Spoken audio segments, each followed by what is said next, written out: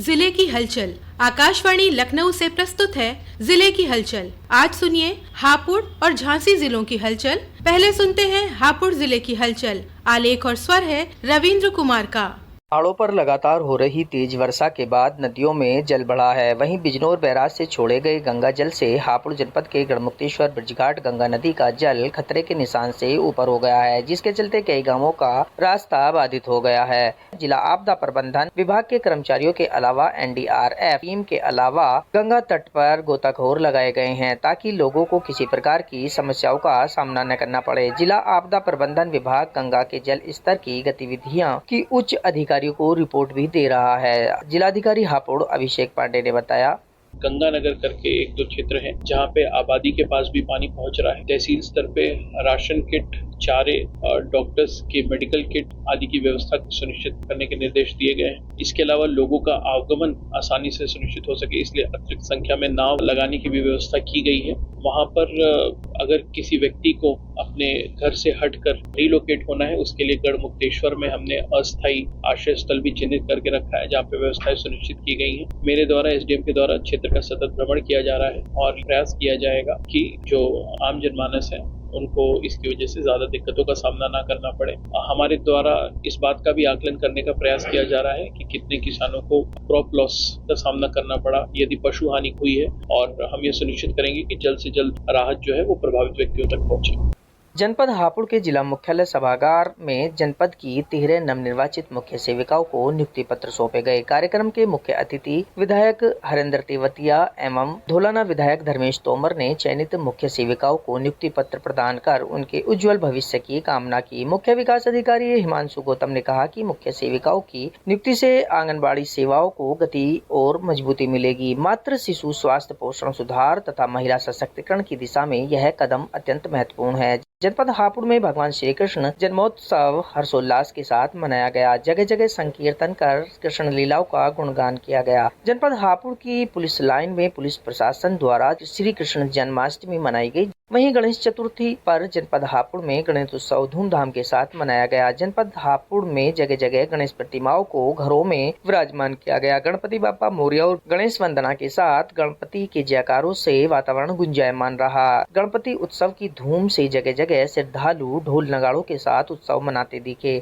हापुड़ जनपद के जिला मुख्यालय पर किसान दिवस का आयोजन किया गया, जिसमें किसानों ने अपनी समस्याओं को जिलाधिकारी और अन्य विभाग के अधिकारियों के समक्ष रखा। किसानों की समस्याओं को जिलाधिकारी हापुड़ ने गंभीरता से सुनकर उनका समय से निराकरण कराने के निर्देश दिए। जनपद हापुड़ के जिला मुख्यालय के सभागार में जिला अधिकारी अभिषेक पांडे के द्वारा गढ़मुक्तेश्वर गंगा घाट पर आयोजित होने वाले कार्तिक पूर्णिमा मेला आयोजन हेतु बैठक का आयोजन कर कार्तिक पूर्णिमा मेले 2025 को सौहार्दपूर्ण एवं शांतिपूर्ण वातावरण में के साथ संपन्न कराने हेतु विचार विमर्श किया। जिलाधिकारी ने मेले से संबंधित सभी अधिकारियों को निर्देश दिए कि गढ़ मेले में आने वाले सभी श्रद्धालुओं को मेले के दौरान किसी प्रकार की कोई असुविधा न हो पाए, इसके लिए समय से ही सभी अर्थव्यवस्थाएं पूरी कर ली जाएं तथा कार्तिक पूर्णिमा गंगा मेले में साफ सफाई का विशेष ध्यान रखा जाए। उन्होंने कहा कि इस बार मेले को दिव्य कुंभ महाकुंभ की तर्ज पर भव्य और दिव्य रूप दिया जाएगा। मेले में किसी प्रकार की गंदगी न हो और मेले को पॉलीथीन मुक्त एवं जाम मुक्त बनाने की दिशा में प्लान तैयार किया जाएगा। उन्होंने कुंभ मेले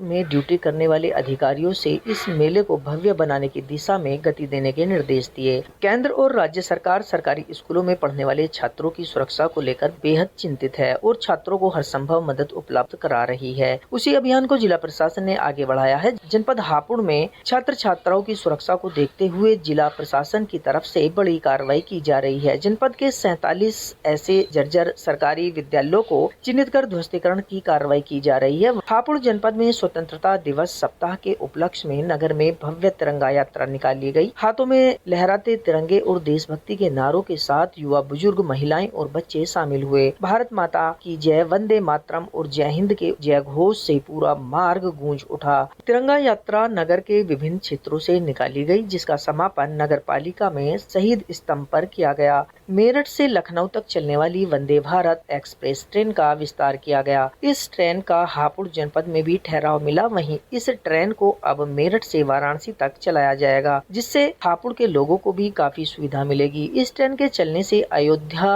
और बनारस जाने वाले लोगों को काफी सुविधा मिलेगी। हापुड़ जिले की हलचल के बाद आइए सुनते हैं झांसी जिले की हलचल। आलेख और स्वर है विकास कुमार का। अमेरिका की ओर से लगाए गए 50% टैरिफ का असर झांसी के कारोबार पर पड़ रहा है। बिजौली क्षेत्र में ट्रांसफार्मर पार्ट्स की फैक्ट्री है। यहां से इन पार्ट्स का निर्यात अमेरिका सहित अन्य देशों में किया जाता है। टैरिफ लागू होने के बाद अमेरिका को किए जाने वाला यह करीब 2 करोड़ का ऑर्डर रुक गया है। कारोबार को इस नुकसान की क्षतिपूर्ति के लिए कारोबारियों ने दूसरे देशों में निर्यात की संभावनाएं तलाशना शुरू कर दिया है। अब गाँव में भी बारिश की एक एक बूंद सहेजने की तैयारी लघु सिंचाई विभाग कर रहा है। गांव के 127 सरकारी भवन में रेन वाटर हार्वेस्टिंग सिस्टम लगाया जाएगा। विभाग ने डीपीआर तैयार कर शासन को भेज दिया है। वर्षा जल का संरक्षण अब ग्राम समाज के भवन, आंगनबाड़ी केंद्र और प्राथमिक विद्यालयों को भी इस दायरे में लिया जाएगा। इन इमारतों में जल संरक्षण सिस्टम लगाने की तैयारी है। यह सिस्टम उन्हीं सरकारी भवनों में लगाया जाएगा जो डार्क एरिया में होंगे। लघु सिंचाई विभाग के मानवेंद्र सिंह ने उन ब्लॉक भवनों को चयनित किया है जो डार्क एरिया में है। गुजराय व बीना में भूजल स्तर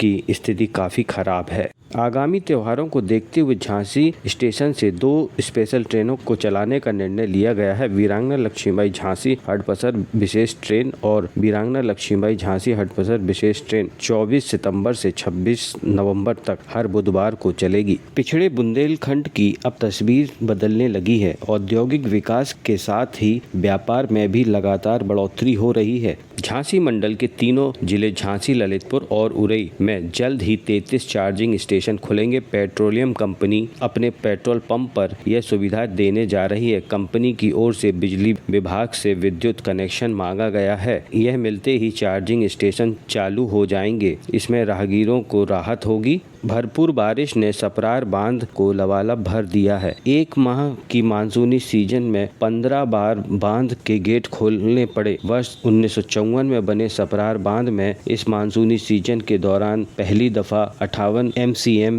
मिलियन क्यूबिक मीटर पानी छोड़ा गया। इस बारिश में वर्ष 1983 में छोड़े गए सर्वाधिक 39,900 MCM पानी का रिकॉर्ड तोड़ा। सिंचाई अफसरों का कहना है कि अब की हुई बारिश ने बांध को लबालब भर दिया। इससे मऊरानीपुर इलाके में पीने के पानी के साथ सिंचाई के लिए भी पानी मिल सकेगा। पुलिस की पाठशाला में मुख्य अतिथि SP सिटी ज्ञानेंद्र कुमार ने साइबर क्राइम को लेकर कहा कि आज हर एक के हाथ में स्मार्टफोन है। हमें सोशल मीडिया के इस्तेमाल में सावधानी बरतनी है। एक्साइटेड होकर जल्दबाजी में कोई गलत फैसला नहीं लेना है। उन्होंने कहा कि मेरे बेटे के साथ ऐसा हुआ है। वो बोला पापा 25 लाख का KVC से ऑफर आया है, बहुत एक्साइटेड था। मैंने समझाया यह सब फ्रॉड है। आज के समय में कोई चीज फ्री में नहीं मिलने वाली है, इसलिए सावधान रहें। झांसी सांसद अनुराग शर्मा ने जिले के टहरौली में जन चौपाल लगाकर ग्रामीणों की समस्याएं सुनी। इस दौरान प्रशासनिक अमला भी मौजूद रहा। विद्युत विभाग की शिकायतों को लेकर विभाग के अधिकारियों को फटकार लगाते हुए कहा कि लोगों के विद्युत बिल आपूर्ति से कहीं अधिक आ रहे हैं, इसका तत्काल समाधान किया जाए। इस दौरान करीब 150 प्रार्थना पत्र आए।